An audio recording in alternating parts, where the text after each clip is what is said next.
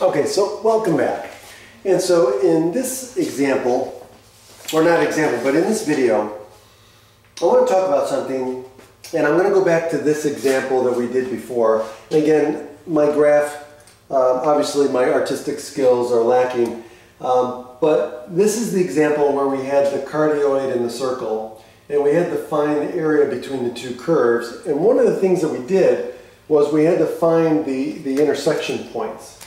Okay, we found this intersection point and we found this intersection point. Okay, but there's really another point where these two graphs intersect that did not come up in our solution when we solved for these two intersection points, and that's the origin. Okay, both of these graphs intersect at the origin. So the question naturally comes up is, well, why didn't it come up in our solution? Well, the reason why it didn't come up is because both of these graphs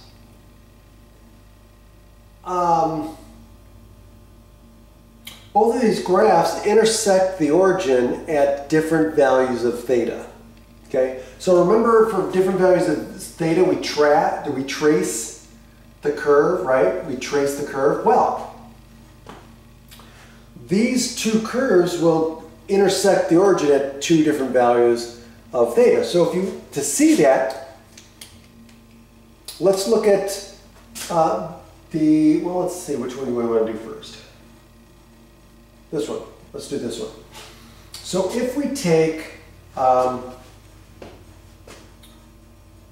2 plus 2 sine theta and set it equal to 0. Find out when is this thing equal to 0, right?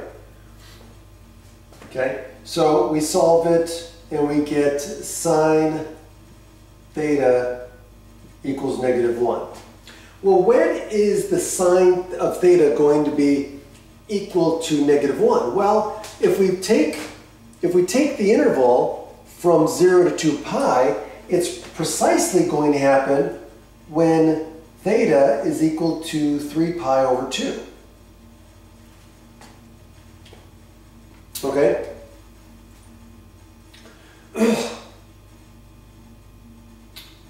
Okay, now, in general, this is going to happen for every multiple of 2 pi. So if I take 3 pi over 2 and add 2 pi, right? I'm going to get the same value. In fact, if I put 4 pi or 6 pi,